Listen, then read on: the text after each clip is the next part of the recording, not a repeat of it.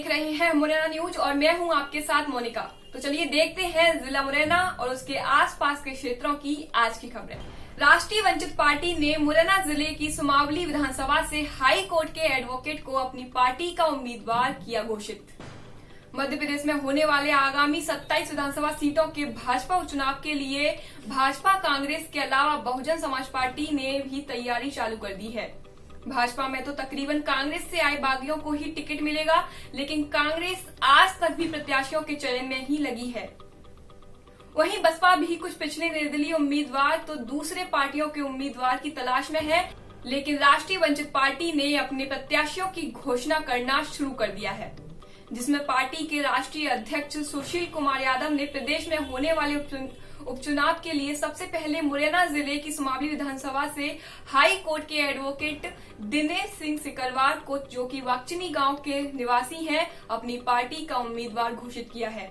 वहीं अशोकनगर विधानसभा से एक किसान की बेटी सुश्री वर्षा यादव को पार्टी का प्रत्याशी घोषित किया है। दोनों प्रत्याशियों ने अपने अपने क्षेत्र में अपना चुनाव प्रचार करना शुरू कर दिया है। दिनेश सिंह सिकरवार बने राष्ट्रीय वंचित पार्टी के राष्ट्रीय प्रवक्ता। मुरैना वाकचनी गांव के निवासी एडवोकेट दिनेश सिंह सिकरवार को पार्टी के राष्ट्रीय अध्यक्ष सुशील कुमार यादव ने पार्टी का राष्ट्रीय प्रवक्ता नियुक्त किया है। यादव जी ने दिनेश सिंह सिकरवार को ग्वालियर चंबल डिवीजन की सभी 16 सीटों पर प्रत्याशियों के चयन के लिए चर्चा करने के लिए भी अधिकृत किया है। दिनेश सिंह सिकरवार को वंचित पार्टी का राष्ट्रीय प्रवक्ता बनने पर उनके शुभचिंतकों और दोस्तों ने शुभकामनाओं के साथ बधाइयां दी। इस नियुक्ति पर सिकरवार जी ने राष्ट्रीय अध्यक्ष और प्रदेश के पदाधिकारियों का आभार व्यक्त कर कहा कि पार्टी ने जो जिम्मेदारी मुझे दी है, मैं उसका बखूबी निर्वहन करूंगा। मजदूर की बेटी की नहीं रुकेगी पढ़ाई, रोटरी क्लब ने फीस जमा की। 500 में से 457 अंक हासिल कर 12वीं की जिला स्तरीय प्रावीण्य सूची एग्रीकल्चर में पहला स्थान हासिल करने वाली रामपुरा कला की मेधावी छात्रा शिवानी धाकड़ की पढ़ाई न रुके, इसके लिए समाज सेवी संस्था रोटरी क्लब ने आगे आकर पहल की है। क्लब से जुड़े सीए प्रकाश अग्रवाल ने बताया कि संस्था ने इस मेधावी छात्रा का इंटरव्यू पढ़ने के बाद तय किया था कि उसकी आर्थिक कमजोरी उसकी पढ़ाई में बाधा नहीं बनेगी। जिले की प्रावीण्य सूची में आने वाली शिवानी ने केलारस के निजी कॉलेज में बीएससी करने की इच्छा जाहिर की, तो संगठन के पदाधिकारियों से सलाह मशवरा कर उसकी मदद करना तय किया कि अब हमने उसके कॉलेज की फीस जमा करा दी, इसके बाद उसे पढ़ाई लिखाई के लिए जो भी मदद चाहिए होगी वो भी हम उपलब्ध कराने के लिए तैयार हैं। अल्प बचत के नाम पर 35 से 40 लाख लेकर फरार ठग दंपत्ति और बेटे पर एफआईआर दर्ज। अल्प बचत योजना के नाम पर अपने ही समाज के भोले भाले और गरीब लोगों से 35 से 40 लाख रुपए समेटकर फरार हुए राठौर दंपत्ति और उनके बेटे के ऊपर सिटी कोतवाली पुलिस ने धोखाधड़ी की एफआईआर दर्ज की है। माता बसैया मंदिर से पूजन कर लौट रहे श्रद्धालुओं की ट्रैक्टर ट्रॉली पलटी, किशोरी की मौत, 17 लोग घायल। बसैया माता मंदिर पर पूजा अर्चना कर चोरपुरा जा रहे लोगों से भरी ट्रॉली सोमवार की दोपहर 3 बजे मुरैना अंबा मार्ग पर रामपुरा खेरा के बीच पलट गई। हादसे में ट्रॉली में सवार 13 साल की किशोरी अमीशा की मौत हो गई और 17 लोगों को चोटें आई हैं। घायलों को इलाज के लिए जिला अस्पताल में भर्ती कराया गया है। माता बसैया पुलिस ट्रॉली को जब्त कर थाने ले आई है। जानकारी के मुताबिक सोमवार को चोरपुरा गांव के रहने वाले गुर्जर और सखवा समाज के 20 लोग एक ट्रैक्टर ट्रॉली में सवार होकर बसैया माता मंदिर से अपने गांव वापस जा रहे थे। क्रिकेट मैच के दौरान विवाद में फायरिंग, राह चलते किशोर के कंधे में लगी गोली। क्रिकेट मैच के दौरान राइट और व्हाइट बॉल को लेकर बॉलिंग कर रहे गुट के युवकों ने सोमवार को दूसरे पक्ष पर कट्टों से फायरिंग और पथराव किया। कट्टे से निकली गोली राहगीर किशोर मनोज उपाध्याय के कंधे में लगी है। किशोर को इलाज के लिए जेएएच में भर्ती कराया गया है। स्टेशन रोड पुलिस ने इस मामले में 5 लोगों के खिलाफ हत्या के प्रयास का मुकदमा दर्ज किया है। पुलिस ने जिन लोगों के खिलाफ एफआईआर दर्ज की है उनमें अल्ताफ खान, तालिफ खान, करुआ खान, कारतूस सिकरवार और मुनेश खटीक के नाम शामिल हैं। इनमें से 2 आरोपी हाल ही में मुंबई से मुरैना आए हैं। उधर दूसरी ओर घायल मनोज उपाध्याय ने पुलिस को दिए कथन में कहा है कि उसके कंधे में जो गोली लगी है वो आरोपी राहुल बाबा ने कट्टे से चलाई थी।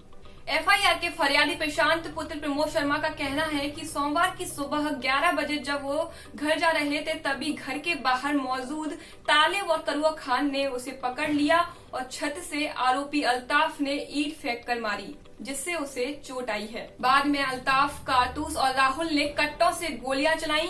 विवाद क्रिकेट मैच के दौरान राइट और व्हाइट बॉल को लेकर हुआ था, तब अल्ताफ ने उसे बल्ला मारा था। राज्य मंत्री ने थाना प्रभारियों से मांगी सिपाही, हवलदार और थानेदारों की सूची। पूछा कौन किस जाति का, कब से पदस्थ। कृषि राज्य मंत्री गिरिराज दंडोतिया ने अपने विधानसभा क्षेत्र दिमनी में आने वाले पुलिस थाना माता बसैया, दिमनी और सिहोनिया सहित शहर के तीनों थानों सिटी, कोतवाली, स्टेशन रोड और सिविल लाइन में पदस्थ सिपाही, हवलदार, एएसआई, एसआई की जानकारी मंगवाई है। कृषि राज्य मंत्री ने इन थानों के टीआई से पूछा है कि आपके थाने में पदस्थ पुलिसकर्मी किस बिरादरी का होकर कब से यहां पदस्थ है। मंत्री दंडोतिया के इस तरह जानकारी मांगने पर 6 थानों में पदस्थ पुलिसकर्मियों में असमंजस है, क्योंकि चर्चा है कि उपचुनाव से पहले यहां पदस्थ पुलिसकर्मियों को इधर से उधर कर चुनावी चौसर बिछाने की तैयारी हो चुकी है। इन थानों में चहेतों को बिठाने की तैयारी है। भाजपा के टिकट पर चुनाव लड़ने को तैयार मंत्री और पूर्व विधायकों को अंदेशा है कि उनके विधानसभा क्षेत्र के थानों में पदस्थ स्टाफ मतदान के दौरान कहीं दूसरी पार्टी के प्रत्याशी का सपोर्ट नहीं कर दे, इसलिए उनकी तैनाती को उपचुनाव से पहले बदलवा दिया जाए।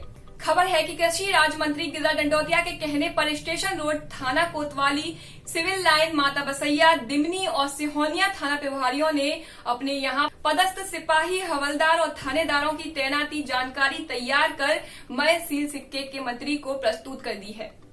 इस जानकारी को लेकर पुलिस स्टाफ को आशंका है कि उपचुनाव से पहले उनके तबादले मौजूदा तैनाती से अन्यत्र थानों में किए जा सकते हैं।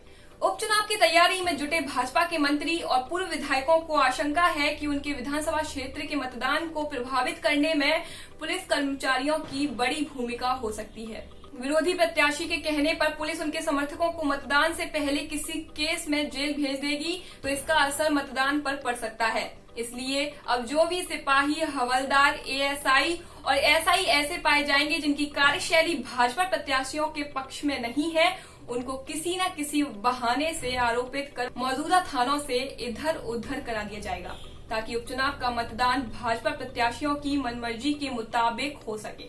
चलिए अब बात करते हैं जिला मुरैना के कोरोना के आंकड़ों की। जिले में सोमवार को 3 नए कोरोना पॉजिटिव मरीज मिले। जीआरएमसी से आई 392 रिपोर्ट में सिर्फ 1 संक्रमित मिला। वहीं जिला अस्पताल में हुई एंटीजन टेस्ट किट की 60 रिपोर्ट में सिविल सर्जन ऑफिस में पदस्थ 2 बाबू भी पॉजिटिव मिले। इस तरह जिले भर में कुल संक्रमितों की संख्या बढ़कर 1898 पर पहुंच गई है। वहीं 24 मरीज डिस्चार्ज होने के बाद स्वस्थ मरीजों का आंकड़ा बढ़कर 1779 पर पहुंच गया है। आज के लिए बस इतना ही। नमस्कार।